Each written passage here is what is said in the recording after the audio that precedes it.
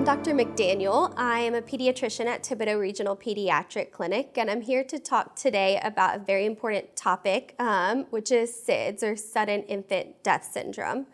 October is SIDS Awareness Month, and so it's a very important topic right now and also year-round. It feels like it's something that could never touch us as parents and as a smaller community, but it does, and it's important to know how can we decrease the risks. And so we know that SIDS affects around 3,500 babies a year in the United States alone, which is staggering. And we also know that there's ways to decrease the risk of SIDS. Many of the ways that we as sleep-deprived, desperate parents try to get better sleep and get our children to sleep better, we know are also those ways that we increase the risk for sudden infant death syndrome, such as sleep positioners, blankets, stuffed animals or loveys in the bed with them, bed sharing with our infants, or falling asleep with them in our arms. It's important to know how staggering the statistics are with SIDS and ways that we can decrease the risk. So some of those ways include making sure that our babies are always placed in their own safe sleep environment, which ideally would be close to parents but not in the same sleep location as parents.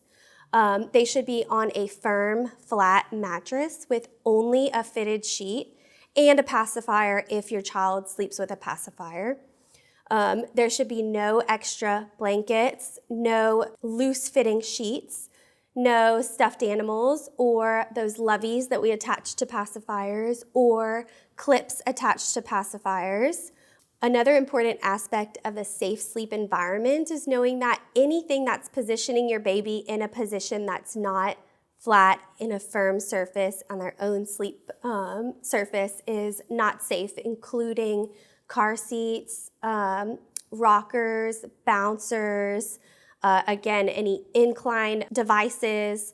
All of those can add to the risk. And while we know that babies will fall asleep in these things because we drive and our babies can sometimes fall asleep in the car, it's important to take them out of those positioners as soon as possible once you get home. I know that sometimes we start to reason with ourselves like, well, they sleep really good in the rocker, so what if we just put them next to us and I'll wake up because I'm a mom and I have mom's sixth sense if something was wrong. But the problem is SIDS is silent. Babies can just stop breathing. And as much as we as parents feel like, we would always do whatever it takes to protect our babies and that we know what's best for them, it's silent. And I have met too many regretful parents in my career who would give anything to go back and follow some of these safe sleep recommendations. Aside from the safe sleep recommendations in the environment that I've mentioned, there are also other things that we know can increase the risk of SIDS, including being exposed to secondhand smoke, whether that is by the parent or by somebody else around them.